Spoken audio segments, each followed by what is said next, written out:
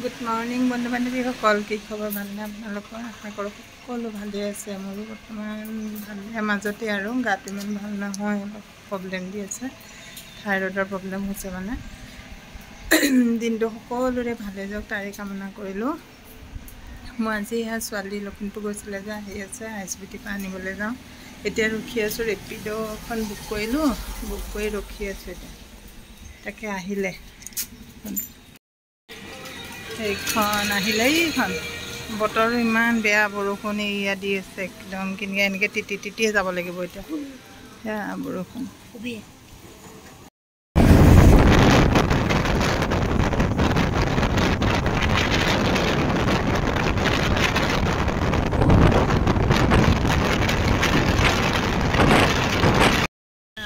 তিতি গ'লোঁ বৰষুণে।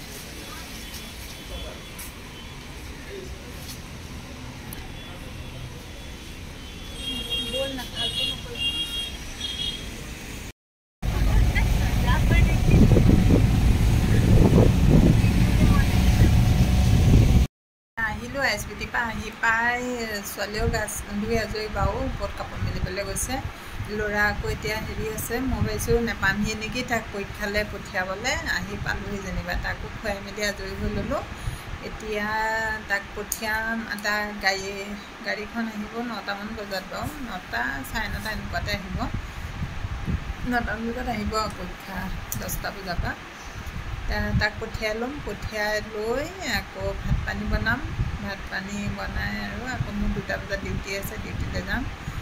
এই ভৰিবিলাক ইমান ফুলিছে নহয়, কিনো কৰোঁ মানে একো ভাবি পোৱা নাই। ফুলিছে ভৰিবিলাক, ৰাতি হ'লে টোপনি নধৰে, একদম মানে ভৰিকেইটা কিবা হেৰি কামুৰি থাকে, তেনেকুৱা হৈছে। শকত মানে কিবা পেট চেট পূৰা শকত হৈ গৈছোঁ, কিবা ফুলি গৈছে তাৰমানে।